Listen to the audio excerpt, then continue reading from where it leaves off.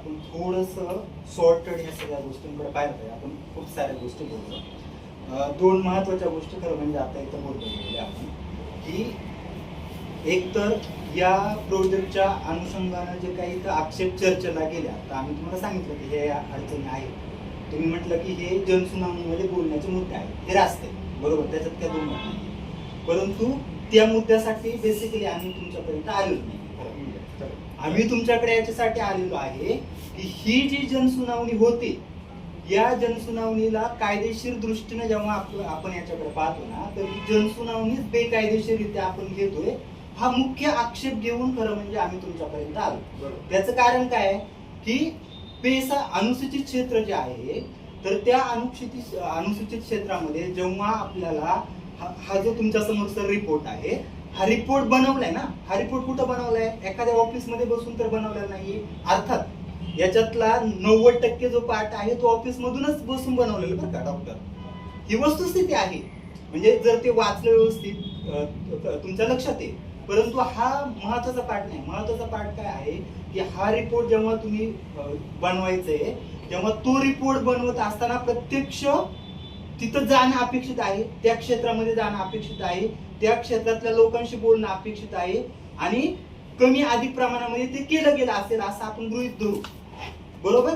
परंतु जेव्हा ते करायचं आहे किंवा ते केलं गेलं आहे, ते करण्यासाठी किंवा जर ते केलं असेल तर त्याच्यासाठी पेसा ज्या ग्रामसभा आहेत, त्या ग्रामसभेमध्ये जाऊन हा अहवाल जो आहे तो बनवण्याच्या आधी संबंधित अधिकारी, कंपनीची माणसं ही त्या गावाच्या ग्राम सरपंच किंवा ग्रामपंचायतीच्या सदस्यांना भेटणं किंवा काही मोजक्या लोकांना बोलणं अपेक्षित नाहीये. तर ग्रामसभा जी होते, ज्या ग्रामसभेला खूप मोठे अधिकार दिलेले आहेत, तर त्या ग्रामसभेमध्ये जाणं आणि त्यांना विचारणं की हे आम्हाला करायचंय सर. मुख्य मुद्दा काय आहे की त्या ग्रामसभेमध्ये जाऊन विचारणं की अशा स्वरूपाचा आम्हाला अभ्यास करायचे, अशा स्वरूपाचा इकडे प्रकल्प येणार आहे, इथं आम्हाला जमीन अधिग्रहित करायची आहे आणि आपल्या परिसरामध्ये, जंगलामध्ये वेगवेगळी जी काही जैवविविधता आहे, तर त्या जैवविविधतेचं आपल्याला एक अभ्यास करायचा आहे. हे त्या अधिकृत कायदेशीर आहे ना, हे मी जे बोलतो हे कायदेशीररित्या त्या ग्रामसभेमध्ये सांगणं अपेक्षित आहे.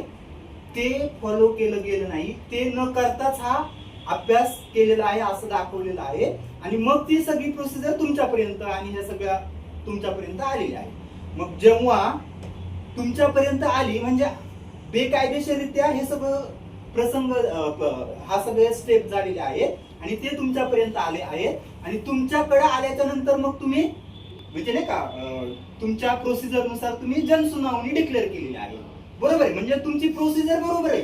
परंतु आम्ही तुम्हाला सांगतोय की ती प्रोसिजर जेव्हा होते त्याच्यामध्ये पेसा कायद्याचं उल्लंघन झालेलं आहे. ही सगळी प्रक्रिया बेकायदेशीर आहे. मग ही सगळी प्रक्रिया जर बेकायदेशीर असेल तर आपली जनसुनावणी पण बेकायदेशीर आहे. म्हणून आमचं थोडक्यात असं म्हणणं आहे की आपण ही जी म्हणजे जनसुनावणी आहे ही ताबडतोब कॅन्सल करणं अपेक्षित आहे. आणि जर जनसुनावणी तुम्हाला करायची असेल तर तुम्हाला ही सगळी आता जे मी तुमच्या समोर मांडलं, ही सगळी प्रक्रिया, कायदेशीर प्रक्रिया ही फॉलो केली जावी आणि त्या कायदेशीर प्रक्रिया फॉलो केल्याच्या नंतर तुमच्याकडे जर हा नवीन जो काय अहवाल आहे तो आल्याच्या नंतर मग ती तुमची जनसुनावणी कदाचित कायदेशीर असू शकते. म्हणून मला वाटते की याच्यावरती आक्षेपाचे भरपूर मुद्दे आहेत. तो आजच्या चर्चेचे मुद्दे नाहीत, परंतु एक त्याचं गांभीर्य लक्षात येण्यासाठी मग नाणेगाठाचा मुद्दा असेल, वेगवेगळे मुद्दे आहेत ते आमच्या शिष्टमंडळाकडून आपल्या समोर मांडले गेले. म्हणून थोडक्यात आपण हे कायदेशीर आहे म्हणजे याला डिनाय नाही करू शकत आपण सर. म्हणजे कदाचित तुम्हाला जर याची कल्पना नसेल खरं म्हणजे जर आपण ही जी सरपंच जे बोलले तर हे त्यांनी सांगितलं ही कायदेशीर आहे, परंतु हे सरळ सरळ कायद्याचं उल्लंघन आहे. त्याच्यामुळे ही जनसुनावणीच आपण करू शकत नाही खरं म्हणजे सर. तर याचा गांभीर्यानं आपण विचार करावा. कलेक्टर साहेबांना आम्ही थोड्या वेळानंतर भेटणार आहोतच. आम्ही कलेक्टर साहेबांना भेटायच्या आधी तुमच्याकडे आलो खरं म्हणजे. बरेच जणांचं म्हणणं होतं की आपण इथं डायरेक्ट तुमच्याकडे येण्याची गरज नव्हती, परंतु हे कायदेशीर बाबी जरा तुमच्या कानावरती घालणं, याचा तुम्ही विचार करणं, म्हणून कलेक्टर साहेबांच्या आधी आम्ही तुमच्याकडे आलेलो आहोत. आमचं एवढंच म्हणणं आहे की कायद्याचं पालन केलं गेलं पाहिजे. कायद्याचं पालन एवढंच आमचं म्हणणं आहे. लावा. जनसुनावणी कायद्याचं पालन करून जनसुनावणी लावली ना त्याच्यात अडचण नाही सर काही. आम्ही इथं आलो नसतो तुमच्यापर्यंत. आम्ही जे आमचे आक्षेप आहे ते जनसुनावणीमध्ये आणले असते. तुम्हाला त्यांच्याबरोबर जी सुनावणी वरची कमिटी जी आहे त्या कमिटीकडे तुम्ही तुमचं म्हणणं मांडू शकता. हे काय एकच प्लॅटफॉर्म इथं नाही. आम्ही फक्त कंडक्ट करून वर सुपूर्द करतोय. पण तीच कायदेशीररित्या कंडक्ट मला काय करावी असं मला काय आमचं म्हणणं अधिकार आहे. बघा मग तसं. जनसुनावणी होऊ देत ना. पण हे सगळं हा जो रिपोर्ट आहे हा रिपोर्टच मान्यता घेऊ देत ना ग्रामसभेमध्ये. नंतर होऊ देत जनसुनावणी. आता समजा सर म्हणजे लक्षात घ्या आम्ही जे तुमच्याशी चर्चा करतोय ना की उदाहरणार्थ की ही हा जो रिपोर्ट त्यांनी बनवलेला आहे तो रिपोर्ट बनवताना पेसा कायदा जो आहे त्याचं पूर्ण त्यांनी जर पालन केलं असतं तर आम्हाला तुम्हाला हे बोलण्याचा अधिकार असता का ही जनसुनावणी रद्द करा म्हणून? नसता ना.